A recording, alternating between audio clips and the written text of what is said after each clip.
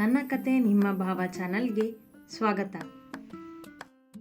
Please subscribe the channel. ಕತೆಗಳನ್ನ ಅತಿ ಹೆಚ್ಚಿನ ಸಂಖ್ಯೆಯಲ್ಲಿ ಶೇರ್ ಮಾಡಿ, ಲೈಕ್ ಮಾಡಿ ಮತ್ತು ಕಮೆಂಟ್ ಮಾಡಿ.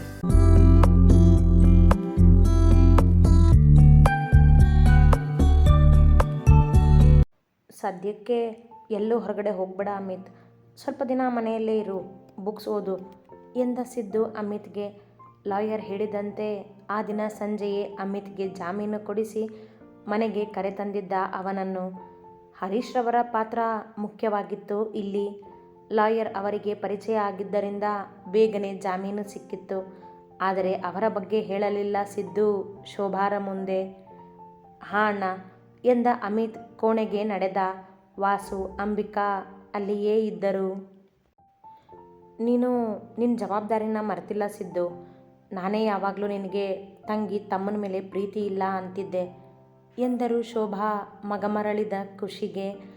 ಸಿದ್ದು ಹೇಳಿದಂತೆಯೇ ತಮ್ಮ ಮುದ್ದಿನ ಮಗನನ್ನು ಹೊರತಂದಿದ್ದಕ್ಕೆ ಅವರ ಮನ ಚೂರು ಮೃದುವಾಗಿತ್ತು ಅವನತ್ತ. ಹಾಗಾಗಿ ಕೃತಜ್ಞತೆಯ ಭಾವದಲ್ಲಿದ್ದರು. ಇರಲಿ ಬಿಡಿ ಚಿಕ್ಕಮ್ಮ, ಆಗಿದ್ದೆಲ್ಲ ಹೋಗಿದೆ. ಈಗ ನೀವೆಲ್ಲ ಆ ಮನೆಗೆ ಬರೋದಕ್ಕೆ ತಯಾರಾಗಿ ಎಂದನವ ಮಾತಿನಂತೆ. ಹಾಂ ಸಿದ್ದು, ಬರ್ತೀವಿ. ಅಮಿತ್ ಇವತ್ತಿನ್ನೂ ಬಂದಿದ್ದಾನೆ, ಅವನು ಸ್ವಲ್ಪ ಸುಧಾರಿಸ್ಕೊಳ್ಳಿ, ಎಲ್ಲರೂ ಒಟ್ಟಿಗೆ ಬರ್ತೀವಿ ಎಂದರು. ಹೌದು ಸಿದ್ದು, ಒಂದೆರಡು ದಿನ ಇಲ್ಲೇ ಇದ್ದು ಬರ್ತೀವಿ ಎಂದರು ವಾಸುರವರು. ಬಾಳಿ ಬದುಕಿದ ಮನೆ ಬಿಟ್ಟು ಹೋಗಲು ಇಷ್ಟವಿಲ್ಲ ಅವರಿಗೆ. ಆದರೆ ಸಿದ್ಧಾರ್ಥನ ಖುಷಿಗಾಗಿ ಒಪ್ಪಿಕೊಂಡಿದ್ದರು.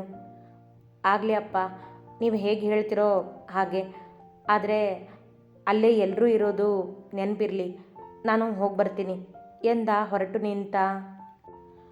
ಬರ್ತೀವಿ ಸಿದ್ದು, ನನಗೂ ಈ ಮನೆ ಸಾಕಾಗಿದೆ. ಇನ್ನು ಮುಂದೆ ಎಲ್ಲರೂ ಒಟ್ಟಿಗೆ ಇರೋಣ. ಅಮಿತ್, ಅಂಬಿಕಾ ಕಾಲೇಜ್ಗೆ ಹೋಗ್ತಾರೆ, ನಾನು ಇವರು ಮನೆಯಲ್ಲೇ ಇರ್ತೀವಿ ಎಂದರು ಶೋಭಾ. ಪೊಲೀಸ್ ಸ್ಟೇಷನ್ ಎಲ್ಲ ನೋಡಿದ ನಂತರ ನೆಮ್ಮದಿ ಯೋಚಿಸಿದ್ದು ನಿಜವೇ.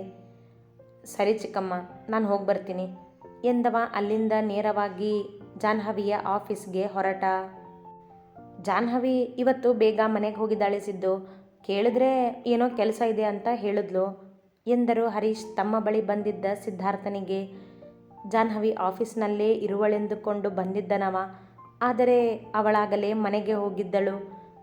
ಹೌದಾ, ನನಗೂ ಕಾಲ್ ಮಾಡಿ ಹೇಳಿಲ್ವಲ್ಲ ಈ ಹುಡುಗಿ ಎಂದುಕೊಂಡು ಅವಳಿಗೆ ಕರೆ ಮಾಡಿದ. ರಿಸೀವ್ ಮಾಡಲಿಲ್ಲ ಅವಳು.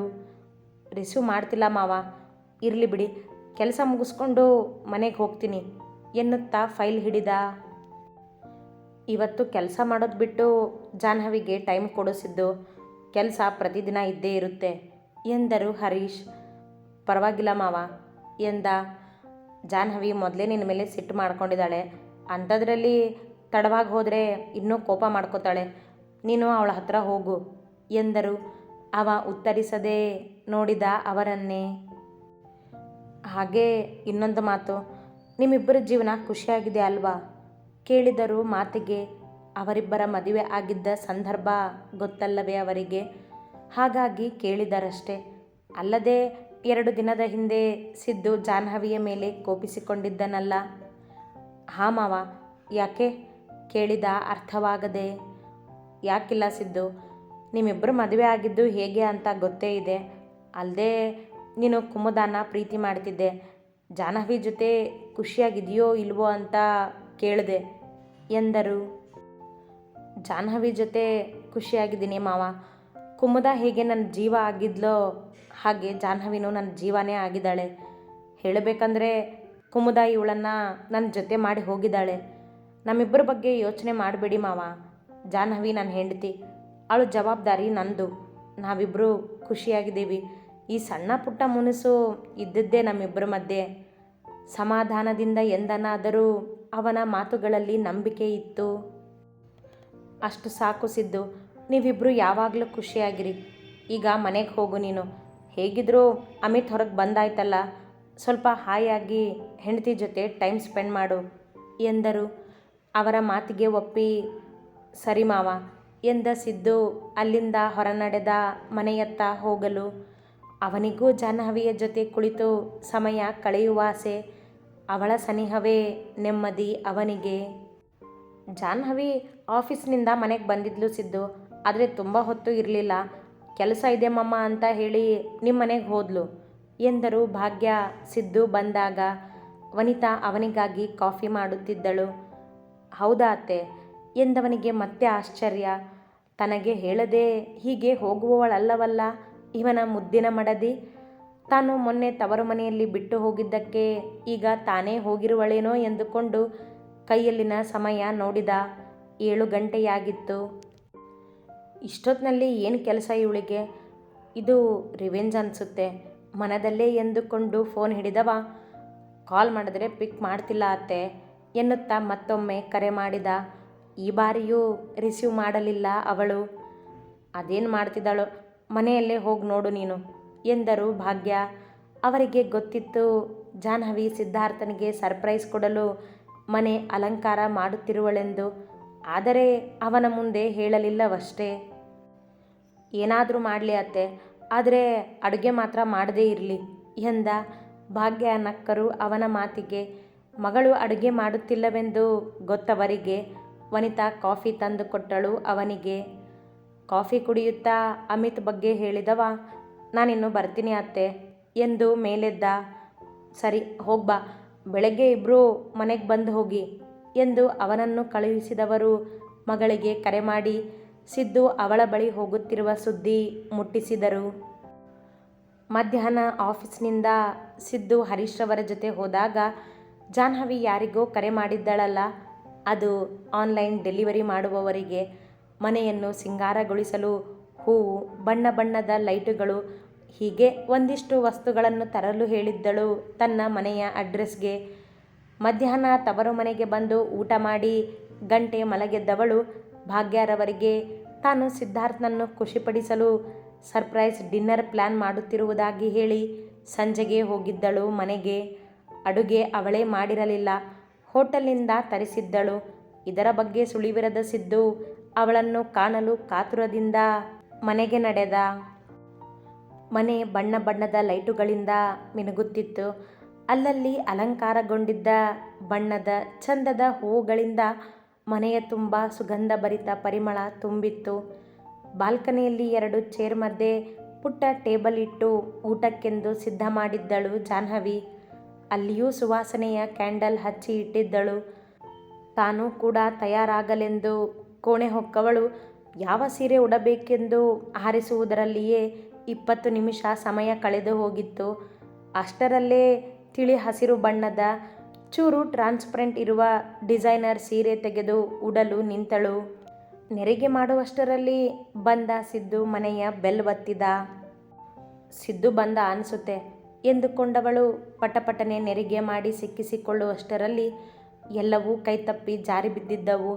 ಅಷ್ಟರಲ್ಲಿ ಸಿದ್ದು 2 ಬಾರಿ ಬೆಲ್ ಬಾರಿಸಿ ಒಮ್ಮೆ ಜಾಹ್ನವಿ ಎಂದು ಕೂಗಿದ್ದ.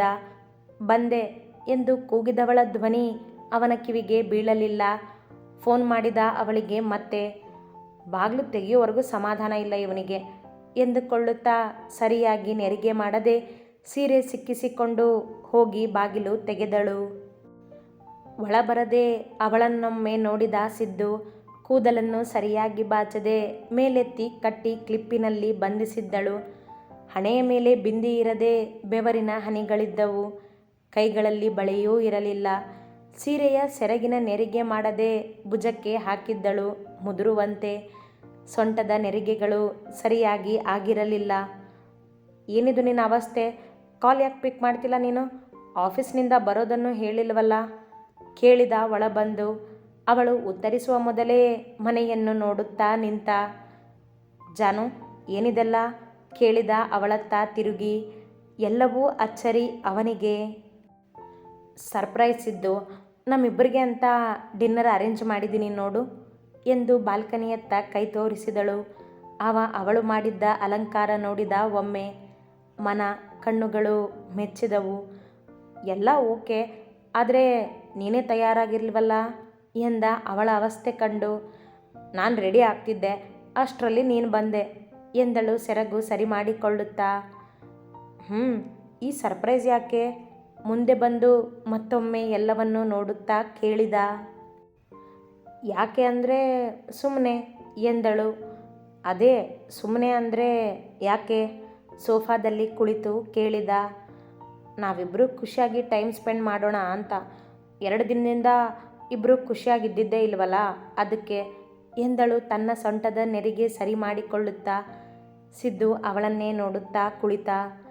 ಸೀರೆ ಸರಿದು ಇಣುಕಿದ್ದ ಅವಳ ಸೊಂಟ ನೋಡುತ್ತಿದ್ದವನನ್ನು ನೋಡಿದ ಜಾಹ್ನವಿ, ಬೆಳಗ್ಗೆ ಹೆಲ್ಪ್ ಮಾಡಲಾ ಅಂತ ಕೇಳ್ತಿದ್ದನೋ, ಈಗ ಹೆಲ್ಪ್ ಮಾಡಬಾರ್ದಾ ಎಂದಳು. ಅವಳ ಮಾತಿಗೆ ತುಟಿಯಂಚಲ್ಲಿ ನಕ್ಕು ಸೋಫಾದ ತುದಿಗೆ ಸರಿದು ಕುಳಿತವ ಅವಳು ಮಾಡಿದ್ದ ನೆರಿಗೆ ಸರಿ ಮಾಡಿ, ಆಯ್ತಾ ಸಮಾಧಾನ ಎಂದು ಕೇಳಿದ. ಸ್ವಲ್ಪ ಆಯಿತು, ನೀನು ಬೇಗ ಫ್ರೆಶ್ ಆಗಿ ಡ್ರೆಸ್ ಚೇಂಜ್ ಮಾಡು ಎಂದಳು ಕೋಣೆಯತ್ತ ಹೆಜ್ಜೆ ಇಟ್ಟು. ಅವ ಮೇಲೇಳದೆ ಕುಳಿತಿದ್ದ.